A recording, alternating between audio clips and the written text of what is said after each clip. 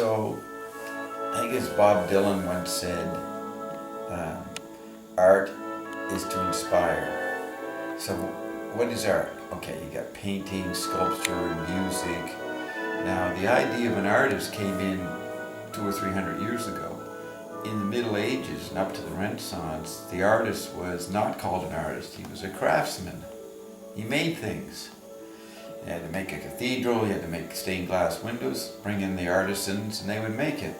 So art, as a special, unique talent, comes in with the printing press, and then industrial societies. And it was the craftsmanship of the artist, the painter, the sculptor, the musician, retrieved the craftsman world before the printing press, but was putting printing press ideas and ideals and social concerns into the content. It was no longer religious and iconic. So when we talk about art, you're only talking about the last couple of hundred years, capital A art. But small a art is craft. So Dylan says art is to inspire. McLuhan had an interesting definition, something like that. He said art is, basically inspiration. So that would be the most general meaning of art. So what can inspire people? Talking can inspire people. Shamanistic rituals of dancing would inspire people. That would be part of the healing process. The shaman would do a dance and make chants, smells, whatever they would do. They'd give drugs. So that massage of the sick person, sort of getting rid of the quote demons from them, the dis-ease, that would be the first art, because that would inspire people into health again, right? So if art is inspiring and massaging, then every invention from speech on is inspiration, is the role of technology. Technology is to create a new environment, an opposite to what is ritual and cliche, and make people feel excited about something new again. So we have art as inspiration. So what inspires people today? Their texts, their emails inspire them, and that can include being pissed off at what someone sent you, and you're inspired to respond in some way that's creative or innovative or counter-inspiration. So there's so much things inspiring people today. Creating their cyber persona. Yeah, all that image they make on Web 2.0. Now inspire, doesn't that mean breathing? I think the word breathe is inspire. Yeah. So you add new fresh air to people because they naturally become habitual, get in a rut, don't know how to get out of it. So something is an anti-environment of inspiration. So all of technologies, all forms of human communication are inspiration, therefore are art. Now we have so much inspiring people today that they bland out, they become numb, and they get in a position where they have to take more intense experiences like heroin, ecstasy, and all the drugs available. That is a form of inspiration. It's like shifting to a parallel world. Ion says that when your mind doesn't like being in one spot, so you fall asleep, but actually you're going to another space. You're getting out of your rut and going to another place. So even sleeping, quote sleeping, since Ion says nobody really sleeps unconsciously, they get active and go somewhere else. All communication, all interaction is inspiration, and all inspiration is art. So we live always in a realm of art, if you take that broad meaning. What is the role of the traditional, what I call Gutenberg arts, music, sculpture, painting, crafts, all those old scenes? They don't inspire everybody on a mass level like new movies, new TV shows, new concerts, new sex, new drugs, new foods inspire people. So everything is now an art. So you pick the form of inspiration you're going to inject into the economy, and that is what's called the service sector. Everybody must serve somebody. That's a Dylan song from the early 80s. Everybody must serve somebody, everybody must inspire and have a way of inspiring. So that's the beginning answer. What do you say to that? What comes to your mind about that? Yeah, the decadence I see in art, because I don't see great artists, great mastery. Great craftsmanship. You don't see great craftsmanship. No, or even great ideas. Right. Or, But see, ideas are abstract images. Craftsmen, there's an advertisement can have great craftsmanship in it. So if you're looking for traditional craft work, hand abilities, what the hand can make, what the ear can compose, that's a very limited area to look for inspiration. There's too much newer media inspiring people. So you wouldn't look to art. The decadence in art would be easily perceived because it's so puny compared to all the other forms of inspiration. Now that everything becomes art, then all that was capital A art is rather tiny and ineffectual and only targeted to small audiences. Usually people who make a lot of money and want to invest their surplus cash into some artifact.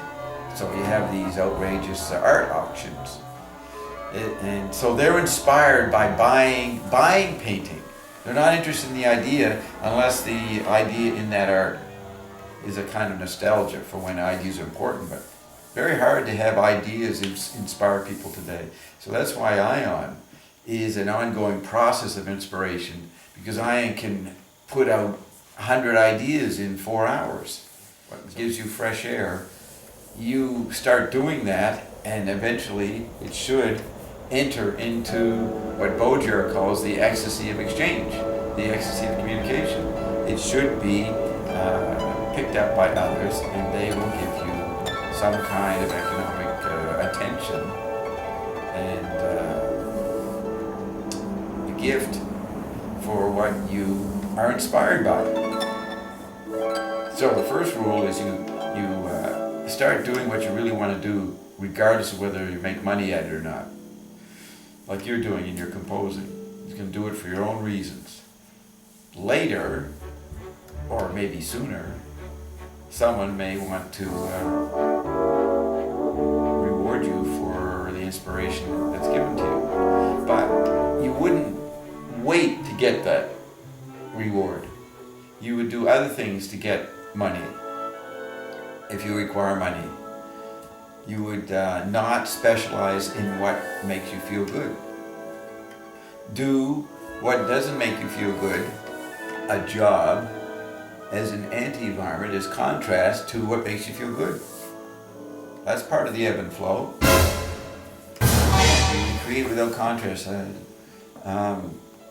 Well, as contrast becomes slowly dimmer and you don't notice it, and you're really in a pretty ecstatic condition of creation, what people call a flow, or in the zone, you wouldn't think you require contrast to appreciate that experience. But the contrast would always be there because you're bouncing your ideas, your inspiration off of something that you want to control, shape, influence, inspire. So you can't escape the action of the mind of creating contrast. But the more successful you are at it, the more rewarded by yourself, between you and you wouldn't notice the contrast part. For example, when okay, you want to say something? I just wanted to comment that Ion says in the ascended state, the manifestation is instant. Yeah. The creation is instant. Also, Ion says the ascended person has no desire. They're manifesting with indifference. They don't require it. And Ion says it's the only way you can manifest something, if you don't require it.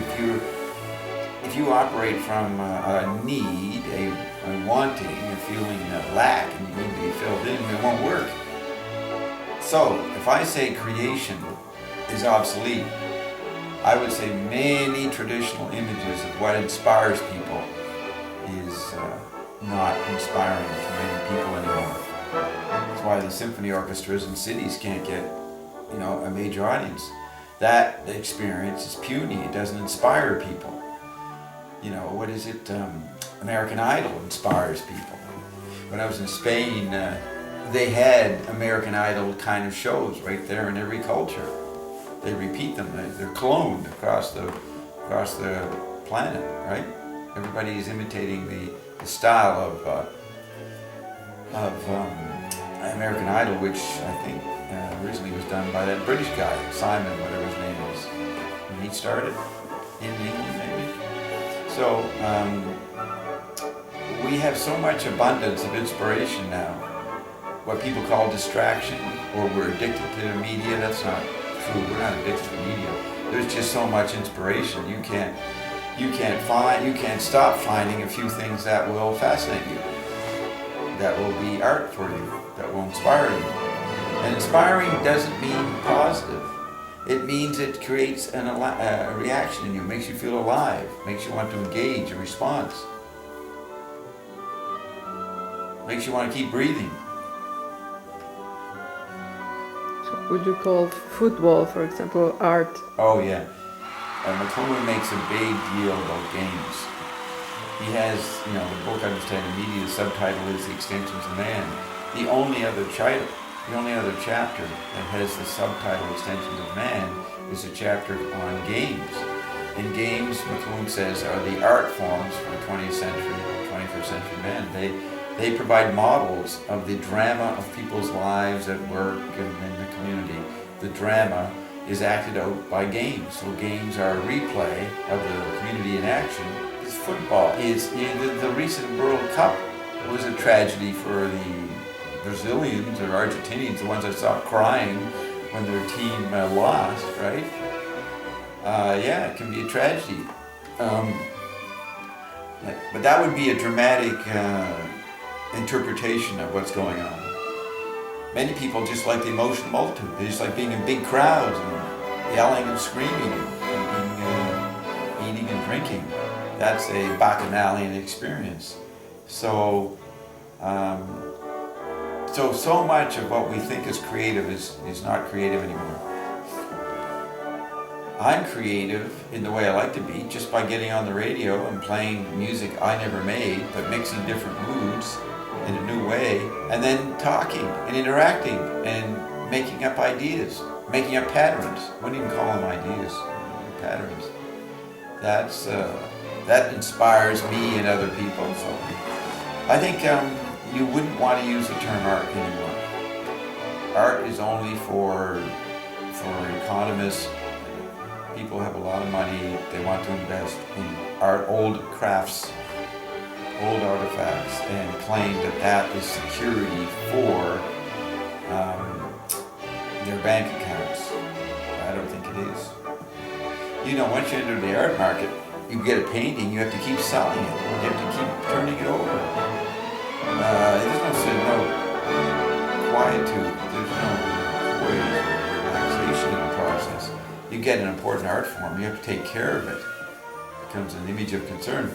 But for people who can't figure out anything that inspires them anymore, they go back to being concerned about art and protecting it and buying it, and selling it. So a lot of people can't find inspiration, which is strange because there's so many different kinds of inspiration. But generally, you live 40 years, people do take in a lot of information. They've seen a lot of the patterns. The industries recycle the music, the films, so you can become bored by the time you're 40.